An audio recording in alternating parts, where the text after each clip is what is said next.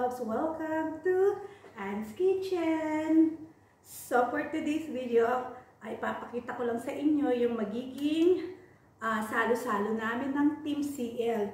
So bago tayo mag-umpisa, please don't forget to subscribe, like, comment, share, and hit the bell para updated kayo sa mga susunod kong video. Okay. Mga sisilabs, as you can see, I have here barbecue chicken kebab. Ayan siya. Hindi ko siya niluto. Binili ko siya kahapon sa shopping center, sa Spadhed. Diba, nag-grocery haul ako. So, kasama to. So, 20 stick ito. Ang 10 stick, ang halaga niya is $7.99 ata. 10 stick, yeah. $8. Yan. So, ilalagay ko lang siya sa oven. Ayan, saglit lang. Naka-ano na yung oven ko, 180 Fahrenheit. Ayan siya, naka-on na siya. Ilalagay ko lang siya.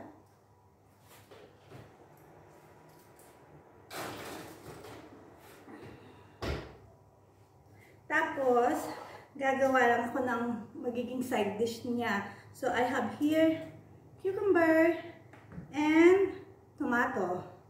So, ito ang magiging side dish nila. Diba? Masarap itong maging side dish ng barbecue.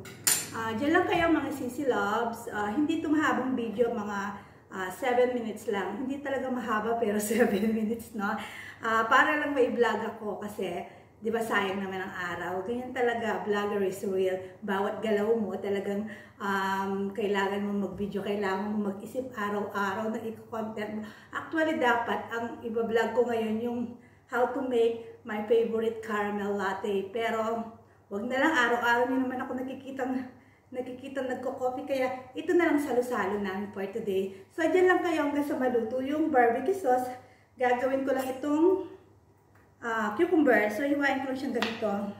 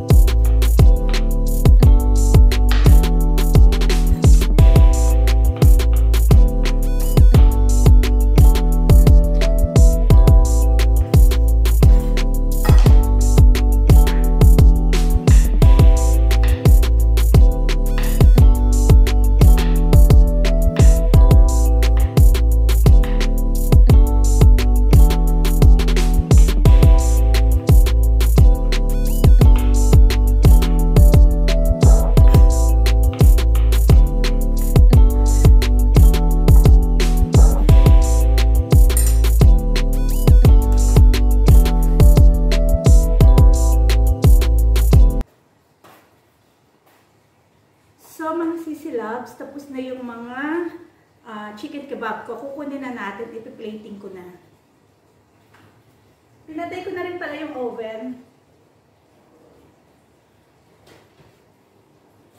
Nabutok.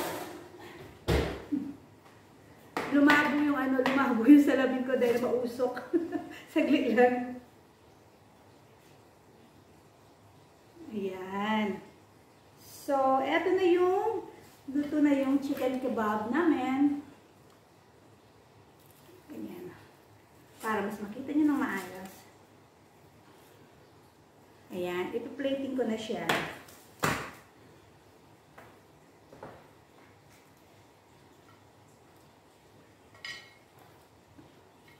Yan na yung magiging lunch and dinner namin kasi marami to eh.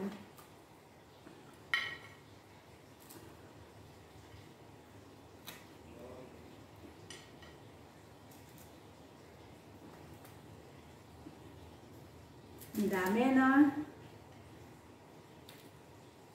Ayan. Hindi na. Kasi tabi ko lang to.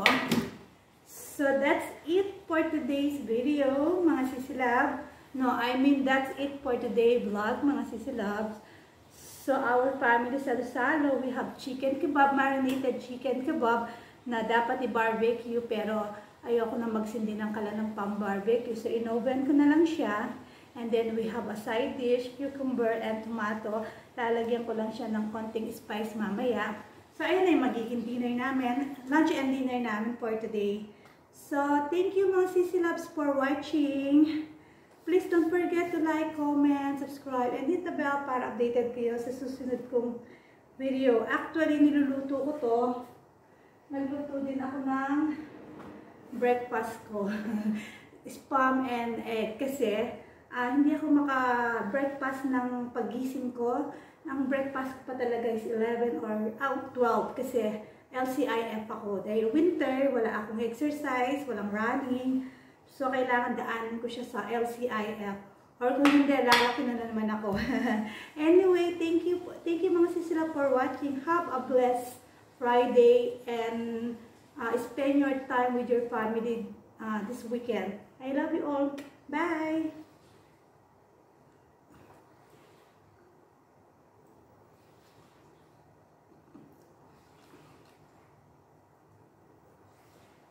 Ang sarap na, ang juicy.